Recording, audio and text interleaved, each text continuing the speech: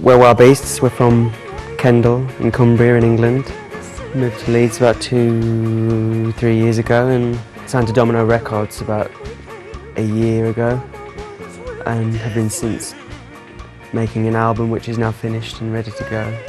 We consider ourselves a pop band in all its multifarious guises. We're all about writing songs, I suppose. We go up to a farm and practice and make music and have fun doing it. Yeah.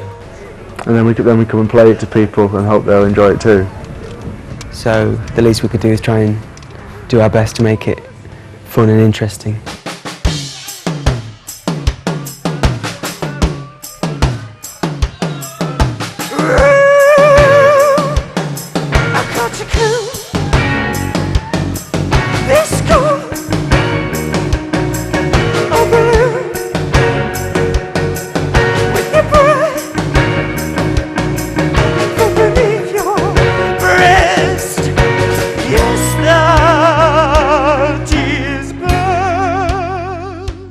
So we got the chance to record in Malmo in Sweden, and I suppose we jumped at the opportunity, didn't we? Yeah, we recorded with an awesome producer called Tore Johannson, and just his work that he's done is brilliant, and we knew that we could get something really special with him when we were out there, and I think we've done something pretty decent. It wasn't always an easy process recording, as it's not going to be, you know.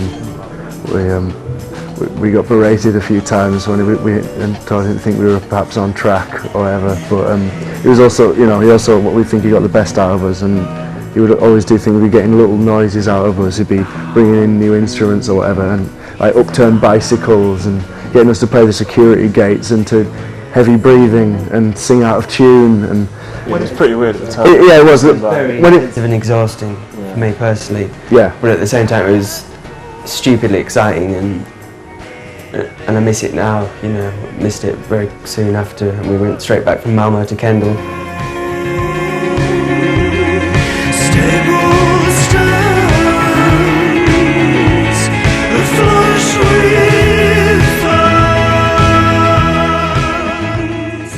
For me, I don't really know what to say too much about the songwriting process. I think there's an element where a certain amount shouldn't be talked about, a certain amount should be kept sort of special to one side, and you let magic, and you let it unravel in its own terms. But there's no more exciting thing than having a song on your hands and knowing it's good. From slumber on beds of tundra, murky with moon beside dead uniform, and I wish and I hope, and I wish and I hope, with long drag on me smoke, and I wish and I hope that I'll stop. Even to us, as the people who made it, there is a kind of mystery on it, you know. Yeah. Yes. It took on a life of its own after a few sessions. Yeah. I mean, you've got to, once you lay the foundations and do the initial groundwork, then it starts to build its own momentum, and at that point I think most of the best work was done within a 2-week period. Yeah. I think the first time we went out to do assembly, just do the single, I think we learnt a lot. Yeah, definitely. About which way it was going to go, and then it's gone, I think the album went in a different direction. Yeah. I think the advantage of Tore Johannson, the group and the community in Sweden, is that they do make music in an international way, in a sense, that they don't make it just for an English ear. They make it to sort of suit a wider taste, you know. I think Tore he let us do our thing to maybe 90%, and then the other 10%, I think he honed us. He sort of tamed some excesses and really made the best of our good points, you know. And I think we've learned massively from the experience, and working with people who have that musicality and ability, and just, you know, I mean, because obviously as soon as you finish a record, you're on to the next one. That's the nature of it. The title of the album came from when it was one of the first songs we sort of practiced when we were in Leeds, and some of the first sessions when Tommy came in with us. There was a line from it that involved the words Limbo, Panto. It works in a wordplay sense, in terms of it can be meaningless, which I think is important for an album title. It doesn't have to mean everything in one, you know. But it also works in an element that there is. I mean, when we played the album to one of our mates for the first time, and one of the first things he said was, "This is just pantomime." We feel like it's what we do. We do have a serious dark side. We also have a very silly slapstick side, as do people in general. So it's and we hope they can exist sort of simultaneously.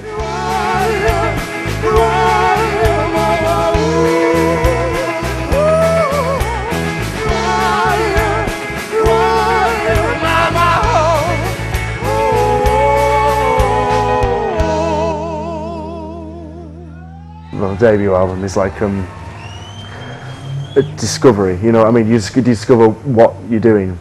I think what the album might have captured is us moving out of a certain period in our lives, definitely, like a certain age, you know, where we were Quite innocent. quite innocent. Well, innocent to the methods of making music as much as anything as well, naive to it, and so I think if it captures anything, it might be that progression out of that state of naivety and into sort of accepting that this is what we do. This truth is the devil's crayon, tracing your shoulder blades, glow like crayon. Devil's Crayon was a song that Tommy had knocking around for quite some time, and we nagged him for a while, like, you know, we could do something special with this, and it takes time to sort of grow together and towards a certain direction. And I think Devil's Crayon was one of the first songs we actually did at the farm. We sort of reached this level where we thought we're ready to sort of tackle this now, and Because it did take a bit of tearing apart and putting back together, didn't it? And It's also the first one which was written like, where you're both singing like different parts of the song. I suppose so, Like the first yeah. introduction of that, which I thought was quite passing, nice. yeah.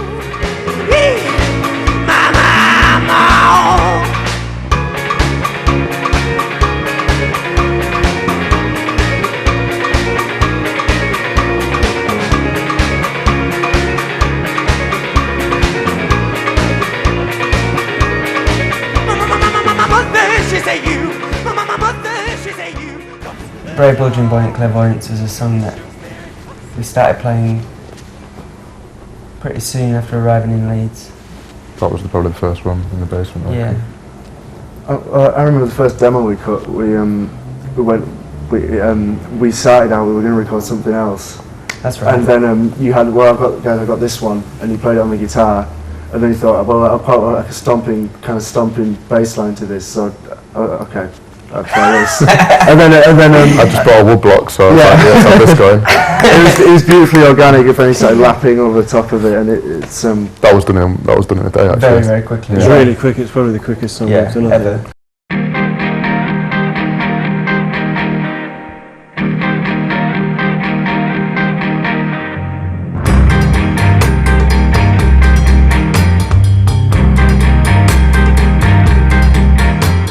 She Played Well I Good, again, is a song that we played initially. It was good fun to play, and we when we first arrived in Leeds, I think we hadn't been in Leeds long, and we started throwing around this idea. And It sounds really good. It's fantastic. that was quite. I remember that one being quite fun because there's some big bass chords in it. I had to get the Black Sabbath bass going, or the dials up to 10, and we had the timpanis and stuff. It was actually a really easy one to record. It was, yeah. It was like, well, let's just try this. What can it do? What the hell? And Todd just kind of went, well, just don't do anything to it, just play it, and we did. And That's the thing when you're going to do the game plan. It's a lot harder than when you do with especially when you don't know what you're doing first off. I mean, we've never made an album before, so I don't think we've got the feeling yet that we have anything but loads to do. You know, we never get the feeling that we've reached an impasse. We've always got something else to go on to, and more than we have time to do. You know, so I mean, I suppose I hope that's the nature of being in the band. You know, of always being productive.